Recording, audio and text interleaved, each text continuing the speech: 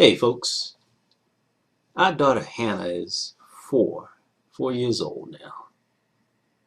Since her birth, I have taken care of her during the day. That makes me a veteran stay-at-home dad. I kept that information to myself for a long time. I still keep it to myself. Because a wise man once told me that a wise man conceals knowledge. Now keeping my quiet gives me a safe boundary. It's a boundary from what people might think of my decision to be at home and all that they might read into that decision to confirm their opinions, perspectives, and underlying assumptions. Feel me now.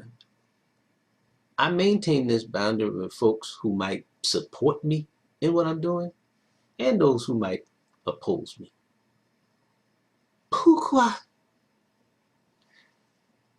Because none of them had anything to do with the decision and none of them are responsible for its outcome. Man, that's all on me.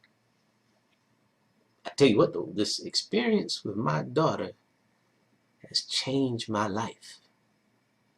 Now, I've watched her grow and I've learned how to be me all day, every day. So you could say I'm watching both of us grow. That's a simple statement, man, but that's heavy. Being me all day, every day. I found emotional, intellectual, and creative freedom during this time, man. It's just mind-blowing.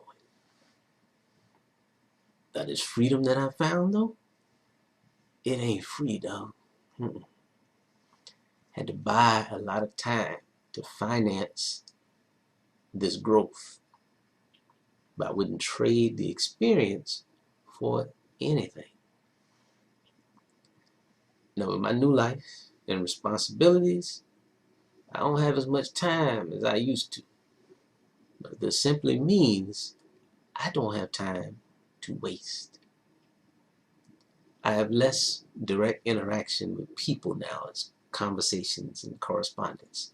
So each encounter is even more important, and every moment matters that much more. These direct interactions, they help you sow. They help you contribute to someone's well-being. They also help you to know and grow. They help you understand and discern human nature, both your own and others. And they help you show. They help you demonstrate wisdom earned through lessons learned. Now, in a perfect world, you would remedy this lack of interaction just by reaching out and interacting more, right? Now, I've learned that it might not be that simple. For we live in a time and a culture where people do not respond to what they consider irrelevant. Now, what is relevant is relative, but I get it. I've had to accept reaching out several times to get a single response. That's just what it is. I've had to accept that reaching out several times is easily and often interpreted as desperate. So when you do connect, your communication may carry this tone of, okay, well, what can you do for me? Well, however it comes and however it goes, man, I make it work for me. I can't afford to do anything else. Let me hit you with a story pulled from recent headlines. For many years, several years, I was a registered Georgia mediator. Now, this was a skill that I acquired in preparation for my next life once I left the formal working world. During my training, I was surprised by the lack of hands-on training that we got during our very expensive class. No worries though, because this lack of training, that's an opportunity disguised as work. The best part of our class was the informal role playing that let us practice being the mediator, being the combatant, and observe others in those roles too. Now, role play activity had powerful potential and even more pitfalls. Now, I've mentioned one pitfall. We spent very little time doing role plays. You need repetitions and what I call scene diversity to become effective at each role. Mediator, defendant, plaintiff, well, combatants. They're just two combatants in the mediation. Now, another pitfall was that role play productions were usually corny, really corny, very impromptu, off the cuff, improvised, and overdone, prone to hyperbole. Nobody wanted to be the mediator. So the poor soul who drew the mediator assignment often had to contend with combatants who did way too much freelancing in their roles. It used to drive me crazy. But I would admit to you now, though, that dealing with that type of volatility is a lot like real life, so you don't mind combatants who go off the page during mediation, because that's akin to people kind of becoming unhinged, or they're simply unhinged, and that's how you experience them. Because people really do too much sometimes. So that kind of helps you become a better mediator dealing with those kinds of situations. Now, the formal mediation opportunities were scarce, and they were what I call insulated. Now, that means that there are these insiders who collude to keep the opportunities for themselves and their friends. There are lots of lawyers who slide over to the mediator side when it suits them, and then slide over to the litigator side when it suits them. I ain't mad at that. Now, access to quality role play material was scarce as well. Most of it was possessed by the mediation trainers who charged those really expensive fees for their classes and for their role play materials. Now, game recognizes game. I'm not mad at you. However it comes, however it goes, though, I'll make it work for me. So if quality role play materials are scarce, then I might have to produce some, and I may have to produce them from my experiences, my perspective.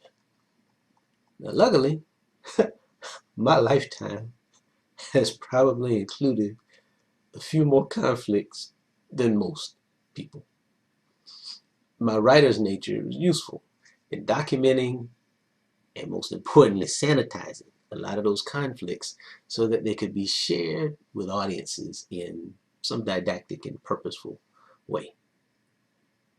Now, the lack of formal mediation opportunities also made me seek new opportunities to mediate informally, just as valuable.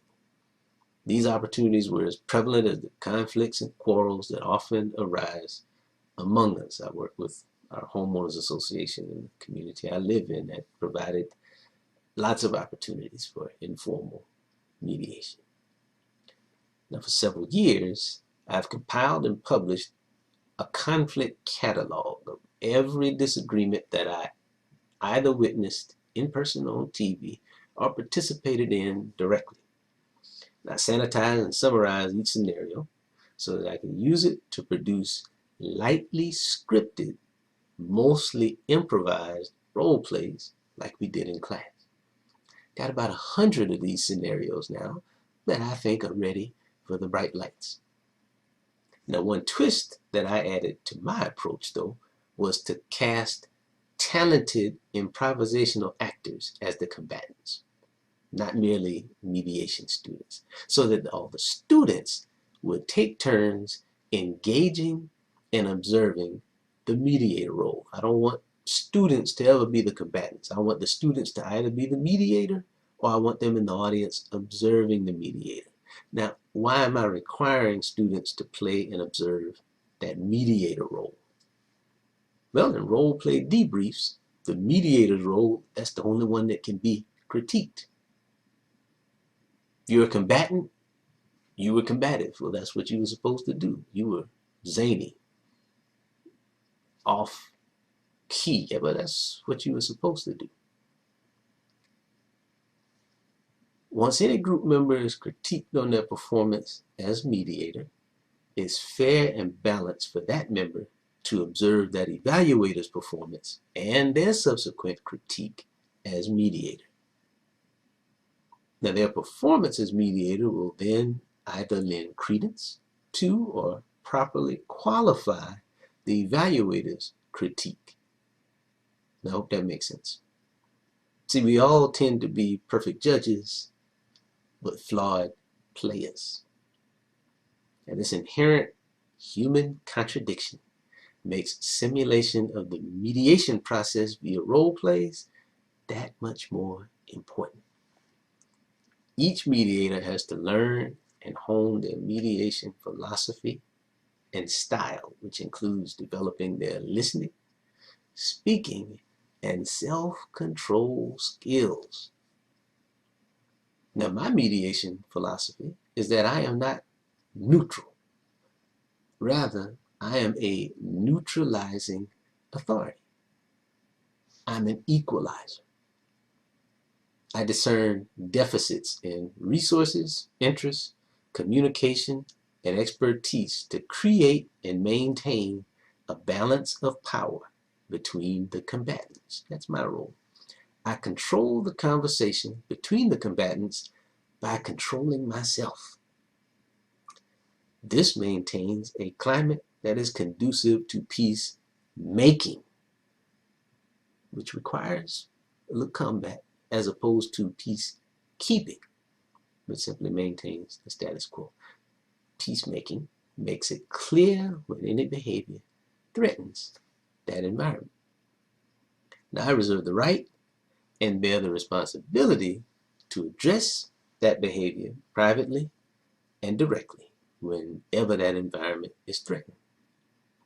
The mediators also have to develop the spiritual and emotional maturity to discern subjective opinions and implicit unspoken bias, especially their own. All right? Point of confession. I am biased against microaggressive bullies and lazy folks who expect others to do their work. That hits me where I live. Oh God, that hits me where I live. Now, this awareness helps me recognize the types of cases we should accept and the ones that we might be better off avoiding. Now, there are obviously some cases that I would be wise to avoid. The role playing helps you accomplish all of this with much less risk than your standard on-the-job training. Now, once I refined my role play project, I wanted to approach the mediation community to market it and have it vetted. This took a while, but the opportunity finally presented itself earlier this year. A prominent local mediator was conducting a one-week class. He invited other mediators on his mailing list to attend the last day of class to participate in role plays to support the current class's students. Man, this sounded like a plan. I signed up quickly, showed up on a Saturday morning. One other student showed up, along with the teacher. So the three of us would have to role play with no audience and no real role diversity. Now, I then had a very revealing chat with the student. Remember, there's just the student, the teacher, and me. Now, the student told me that she had been invited to interview for a job that would coordinate a county's mediator staff. She lacked mediation credentials, so the teacher created a special session of his class just for her so she could obtain the credentials and then pursue an insider opportunity to direct the activity of perhaps more experienced mediators. Now, this is why she was the only student that showed up. Now, remember what I said earlier about mediation insiders colluding to provide opportunities for themselves and their friends. Well, this is what that collusion looks like. And I now need to add this to the list of cases I don't want to mediate. I don't want to mediate anything where there's any hint of a smidge of privilege. All right, Derek. Focus. Focus. All right. We head into the classroom, and the student announces she does not want to mediate first. Now, she's the person who needs to mediate most, eh? I volunteered then to mediate first, which means I get to sit on the hot seat first, because I was only going to be there for an hour. That's a boundary that I set. I ain't going to be here all day. Now, as the case begins, I'm informed that I'm dealing with two co-workers who've been issued an ultimatum by their boss to mediate or else. Okay, that's clear. Now, the male junior co-worker, who was the mediation teacher, that's important, asserts that the female senior co-worker, who's the mediation student, should be more willing to help the junior co-worker do his job because she already knows how to do all this stuff. See, folks, God has a sense of humor, because this case hit so close to home, I had to pump my brakes hard while I'm sitting there listening and realize, yeah, this is one of those spots I don't want to be in. So in the real world, I would probably have stopped this and recused myself, gave up the money, because all money ain't good money. This is not a case I need to hear. Now, but we're in the role-playing world today, so, and I'm on the bus, so let's ride it out. Now, my challenge was to make sure that I did not get drawn into the case too far, because I have obvious biases about lazy folks who expect others to do their work. Now, in every conflict, there's much that I cannot see. Here's what I did see from my prior knowledge and biases. I saw a subordinate who needed to start pulling their weight or risk losing their job. I saw a supervisor who was frustrated with dealing with a pushy, manipulative subordinate that she probably could not discipline or fire. The subordinate talks like he's in charge. The supervisor does not feel or act empowered. Now, they're both interrupting and talking over each other because they probably do not like each other much. This is a role play, though. Role play. Time to take control with some self-control. So I interjected. Pardon the interruption. Gave him a little pep talk. I tried to take him to the mountaintop to see the big picture. So I reminded them both that they had been sent to me as an ultimatum, and that to make a start towards peace, they were both going to have to set a different tone than the one I had observed thus far. I then called a caucus. That's where you can meet with each party one-on-one and offer them a deeper and more explicit truth. And I told the subordinate that he was not in charge. I advised him, hey, consider constructive ways to request training that you lack from your supervisor, who probably has a mandate to take the lead in resolving this conflict and its underlying causes. That's what she's paid for. She's paid to keep up with you. Now, in a separate caucus, I told the supervisor, hey, you're the supervisor, which charges you with a greater responsibility for resolving the conflict. I advised her, hey, allow your subordinate to maintain his dignity and ask him for the training he needed. All right, that's what you do in caucus. We reconvened. They both heeded my advice. They worked out a plan to have the subordinate complete a series of courses that supervisor and subordinate collaborated to develop. They worked together to solve their problem. During the debrief, the mediation teacher, and that's the one that played the pushy, manipulative subordinate, he complimented me on my self-control. Thank you. and for maintaining a peaceful environment by taking control of the room when things got out of hand. So then he came right back and admonished me for speaking to them both in pedagogical, almost lecturing tones. That translation there is, he said I was very condescending to them both. Condescending to the role being played or condescending to the role players? We human. That's a valid question. That there could have been a little bit of both in there. Now he gave me a patronizer's pass because he remembered that I told him that I was a school teacher. All right, what I told him was that I was an administrator and I somehow got downgraded to school teacher, but I digress. We're humans, man, and bias comes out of what we do and how we react when things are done. So that's a two-way street.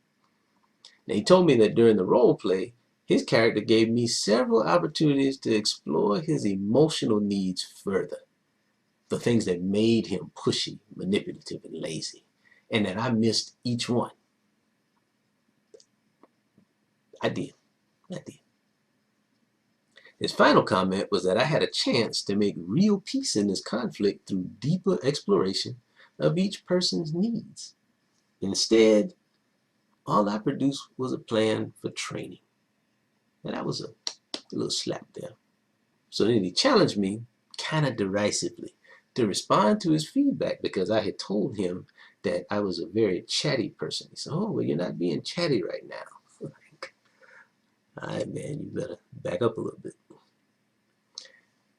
I smiled and said, hey, I know I need to listen first and then respond objectively if necessary and if I'm able to. I might not be able to. I might just have to take what you said and learn what I can learn from it, separate wheat from chaff and move on. Now today it was going to take a while for me to unpack all that I had just absorbed. But once I unpacked the next day, yeah, I had a lot of clarity, man. Here's some feedback on his feedback.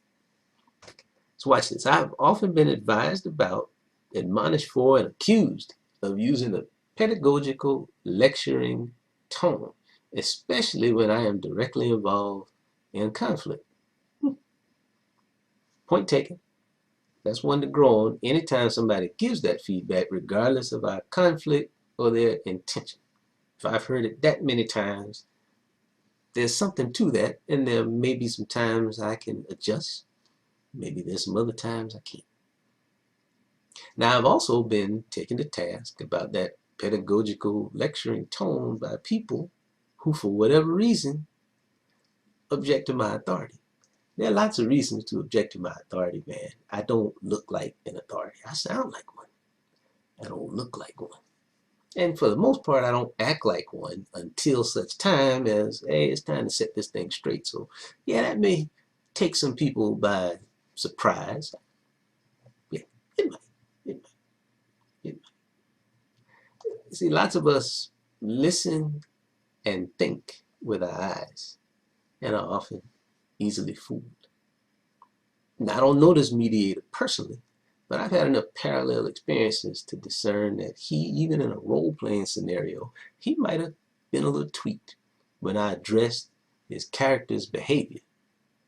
See, ideally, you don't get to check grown folks about their behavior without some pushback, even if it's silent pushback. Now, ideally, you should never have to, because grown people are grown, right? Then act like you know. Now, I reviewed my notes from my mediation class and was reminded that needs exploration. That is a best practice taught by all mediation professionals. And for whatever reason, I do have a guess, but for whatever reason, needs exploration was not at the front of my mind during that role play. Addressing that lazy, abhorrent behavior was at the forefront of my mind. Maybe my biases kept me from getting out of my own way that day. See? I'll do better next time. Now it remains to be seen whether holistic peace can be achieved in one real mediation session. Maybe the best thing you can do is get on the road to peace and leave it to them, leave them to their own devices. Now during that role play, though, I think I wanted it to end. I'm being real. I wanted to end sooner than later and chose starting a path to peace through training as a specific, measurable, achievable, relevant, timely goal. It's a SMART goal. Those are good goals to have. Now, peace between those two folks, that was going to be a process that would have to continue long after our session. Oh, yeah. It was not lost on me that the mediator was a little more than condescending in real life while telling me that I was condescending during the role play. Boy, I didn't miss that. I kept quiet about it so I could hear what he was to tell me about me and also hear what he told me about himself. That's why you listen, man. You're going to learn at least two things. You're going to learn a little bit about how you are. You're going to learn a little bit about how they are.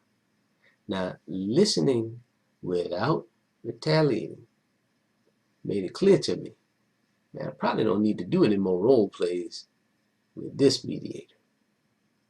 Now, I do want to observe him, though, in an actual mediation. Not a role play, an actual mediation between combatants who go off script in ways that wreck all of his theory. Oh, I want to see that. Now, that'll give me perspective on how closely he adheres to his mediation theory when the bullets start flying. You feel me? That'll either offer me some insight to how it's really done by a pro, or how difficult it is to do for a pro, or perhaps both. Either way, that's one to grow on. So let's conclude here. This role play was a positive, simulated experience that showed me things I have learned and practiced well as other things that I need to work on. Now, I was reminded about key mediation components that I was taught but forgot to use. Needs exploration. Yeah, messing that up in practice, that'll help me get it right in the game, I hope. But I need more practice there. I know that my calm and self-control, they've reached new positive levels. And I know that I am very comfortable speaking in my authority. But also know that authoritative discourse may tweak people, no matter how it is delivered. So it must be used with care, concern, respect, and most of all, wisdom. You got to know who you can go there with and who you might want to hold up on. Now, above all else, I'm convinced about the power and validity of role playing as a useful, low-stress training ground to learn important lessons about me and other people. The role play alone will teach you so much more about people than it ever will about mediation, and man, that might be a more valuable lesson because, let's face it, there aren't a lot of mediation cases around for you to get and get paid to hear. This also allows me to gather real-time reflective insights without inciting some of the more engrossing, stressful conflicts that I experienced during my career. Selah.